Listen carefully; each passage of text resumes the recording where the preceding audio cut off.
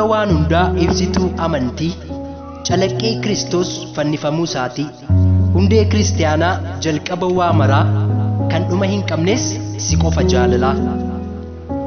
Beenyaan cubbuu du'a bara baraa, Kiristoos nuuf du'uu isaan birmaduu baaneerra. Jaalalli Kiristoos jaalala dhugaati, kan isatti amanu hundinuu kan isaati.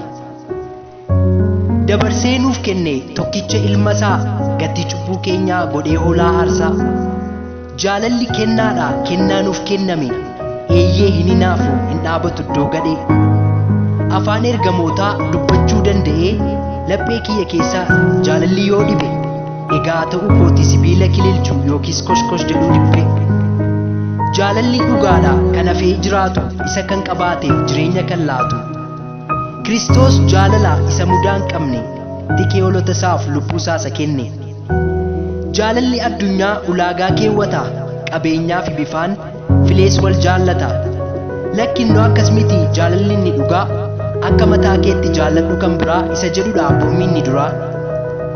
Jaalala kootti qabamaa jiraadhaa, nagaa fi jireenyan isiniif laadha jedheetu nu waame gooftaan keenya Yesuus. Baay'een waamicha isaa wallaalee booddeetti deebi'us. Dhaamsa tokkoon qabaa yaa obboloota koo, har'aaf yoo fakkaates hundeen isaa gaffagoo, kan jaalala hin qabne injiga gaaf tokko. Gooftaan nuuf haa kennu jaalala hin banne, garaa waliif dhiibu kan daangaa hin qabne. Garaadhaan hadheessaa kokkolfaa fakkeessu, namummaa akkasii nurraa haa fageessu. Roomee 12:9.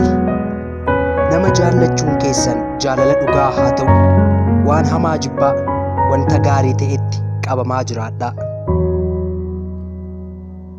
Yohaannis 13:35.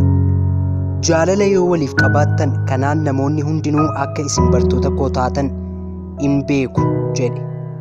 Ameen.